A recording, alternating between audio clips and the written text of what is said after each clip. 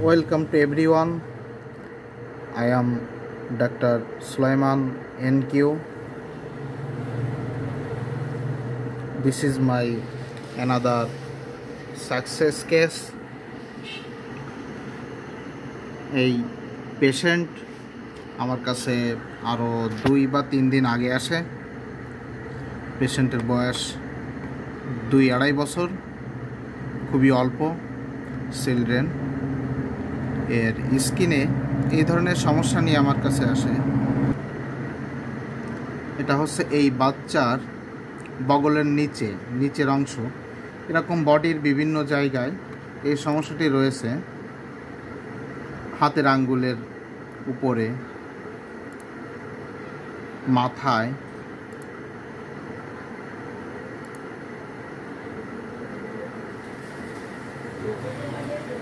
স্কিনে এই সমস্যা নিয়ে আমার কাছে আসে।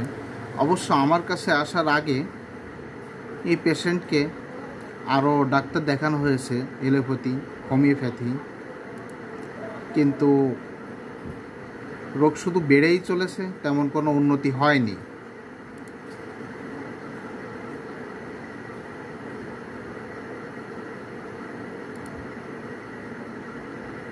তো এগুলো হচ্ছে হোয়াটসঅ্যাপের ফটো। হোয়াটসঅ্যাপে আমাকে প্রথম পাঠিয়েছিল,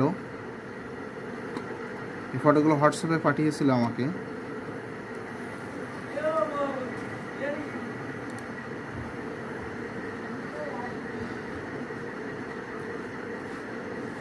দেখতে পাচ্ছেন হোয়াটসঅ্যাপে। তো পরে আমি এই রোগের ট্রিটমেন্ট করি। আমি রোগীর লক্ষণে জানতে পাই, যদি পানি লাগে তাহলে খুব বাড়ে, গোসল মোটে করতেই চায় না, গোসলে খুবই অনীহা, রাতে একটু দাহ আছে গায়ে, সামান্য, তেমন একটা না। বিশেষ করে এই বাচ্চাটার রাতে রোগ বাড়ে।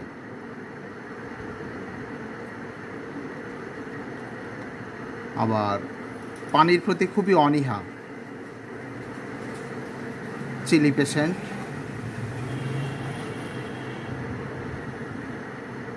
তো যাই হোক, আরও অনেক লক্ষণ বিচারে আমি পেশেন্টকে রাস্টক্স প্রেসক্রাইব করি। রাস্টক্স খাওয়ার পরে দেখতে পাচ্ছেন 9/8/25 তারিখে এই পেশেন্টটা আমার কাছে পাঠায়, তারপরে আসে। আসার পর আমি ট্রিটমেন্ট করি, করার পরে 12/8/25 তারিখে পেশেন্টের বাবা আমাকে আবার এর আপডেট ছবি তুলে পাঠায় যে এই অবস্থা। এখন দেখুন 12/8/25 এই অবস্থা, মানে সামান্য একটু কমের দিকে গেছে। আচ্ছা, তারপরে আমাকে সানডে আমাকে এই সানডে আর কি, এই সপ্তাহ সানডে অর্থাৎ রবিবার আমাকে, আজকে হচ্ছে বুধবার, এই যে রবিবার আমাকে এই ফটোটা পাঠায়। আচ্ছা, তারপর আজকে সকালে দেখছেন 9:50 আমাকে পাঠায়। উনি লিখছে যেদিন ওষুধ খাওয়াচ্ছি তার পরদিন সকালের ছবি। আচ্ছা, যাই হোক, এখন উনি কালকের ছবিটা উনি তুলতে পারেনি, বা তোলা হয়নি, কালকে আমাকে পাঠায়নি। আজকে উনি 9:50 পাঠাইছে, সেটা বোঝাতে চেয়েছে। এখন আজকে আমাকে 9:50 আমাকে এই ফটো পাঠাইছে। দেখুন, এই সেই বগলের নিচে অংশ, এখানে তেমন একটা বোঝাই যাচ্ছে না, প্রায় শুকিয়ে গেছে। অর্থাৎ এই কেসটা সাকসেসের পথে, কিওরের পথে, ওয়ে অফ কিওরের পথে, এটা প্রায় সেরে যাওয়ার পথে। এবং আশা করি কালকের ভিতরে এই রোগটা, এটা মোটামুটি এই রোগটা পুরোপুরি সেরে যাবে, এই রোগটা থাকবেই না। কালকে পর্যন্ত রোগী পুরো সুস্থ, এখনই অনেকটা সুস্থ, সিমটমসগুলো কিছু এখন আর নাই। অ্যানাদার ফটো এটা।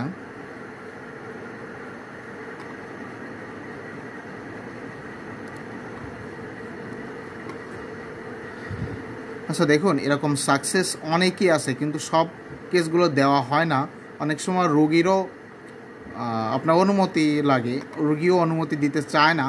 আর তা বাদে আমি আমার বিশেষ ক্ষেত্রে আর বেশিরভাগ রোগী আমার কাছে খুবই কম আসে এই কারণে যে প্রথমবার ওষুধ দিলে তারপরই সেরে যায়, আর আশা লাগে না, যার জন্য আমার কাছে আর আসে না সেরে যাওয়ার ফলে, যার জন্য আমি এই সাকসেস কেসগুলো তেমন একটা দিতেও পারি না। কিন্তু যারা আসে বলে যে ডাক্তার সাহেব এই অবস্থা, আর ওষুধ লাগবে কি না, সেই সব ক্ষেত্রে আমি এই সাকসেস কেসগুলো দিতে পারি বা দেই। তার ভিতর আরেকটা বিষয় হচ্ছে যে সময় স্বল্পতা, পেশেন্টের চাপ থাকে, সবাই ব্যস্ত, আমিও ব্যস্ত, আমার দুটো চেম্বার সামলাইতে হয়, আর আরও অনেক ঝামেলা আছে, আর রোগীরাও অনেক ব্যস্ত থাকে, সবারই পেশা আছে, সবারই বাড়িঘর আছে, সবারই কাজকাম আছে, সেইভাবে কেউ সময় দিতে চায় না, পারেও না।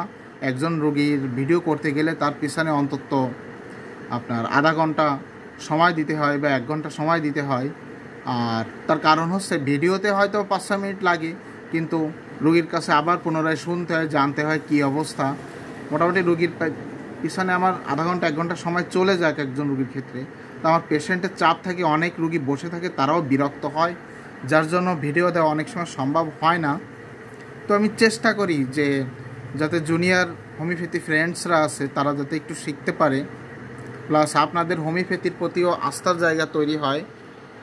আমি সবসময় বলি হোমিওপ্যাথি এমন একটা চিকিৎসা ব্যবস্থা যেটা রোগকে পুরোপুরি নির্মূল করে দেয়, রোগকে পুরোপুরি সুস্থ করে দেয়।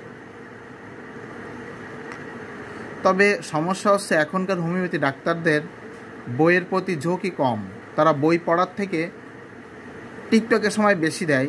রাগ করবেন না আপনারা, কারণ আমাদের ডাক্তারদের সবসময় পড়ার সাথেই থাকতে হবে। কারণ হচ্ছে যে আমাদের হোমিওপ্যাথিতে 5000-এর মতো ওষুধ আছে।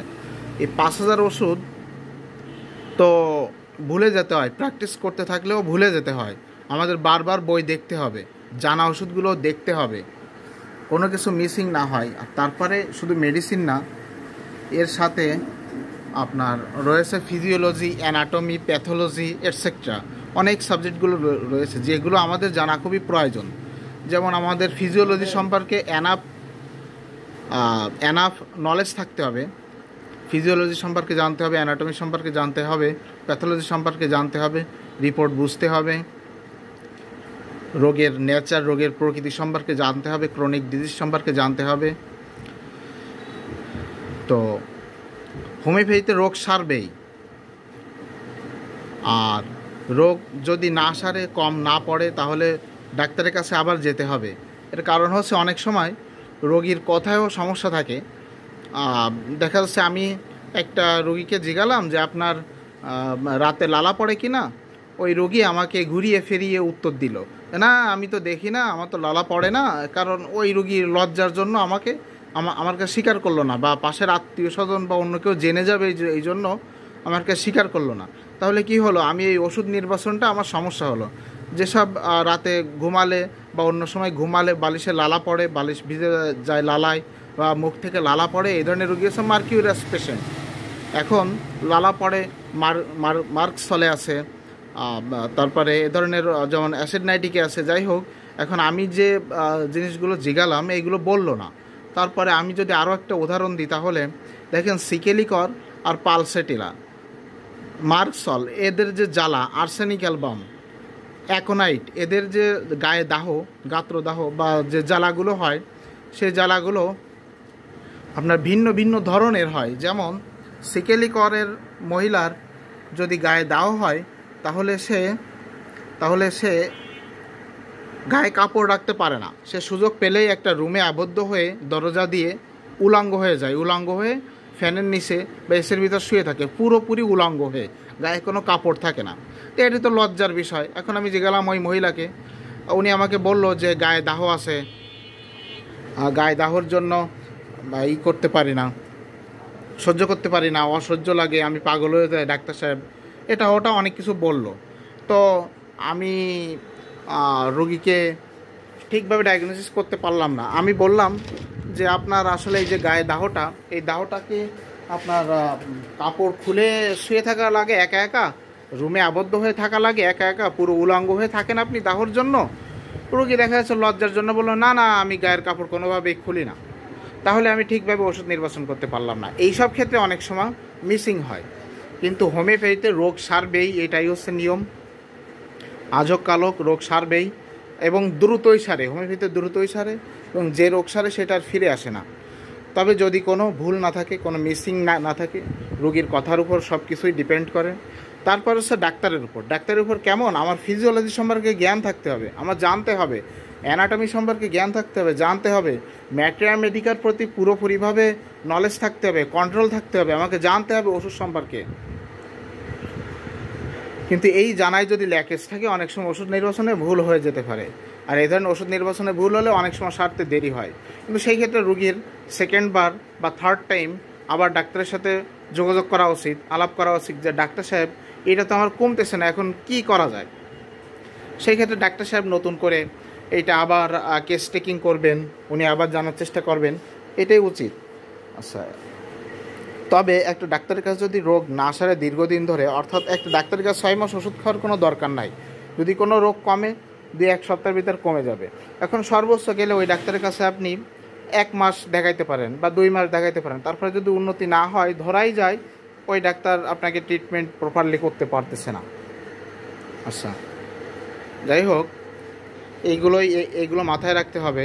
আর আমি চেষ্টা করব সবসময় বিভিন্ন রকম কেস আপডেট দেওয়ার। তবে সময় স্বল্পতার জন্য অনেক সময় হয় না। যাই হোক, সবাই ভালো থাকবেন। Thank you everyone.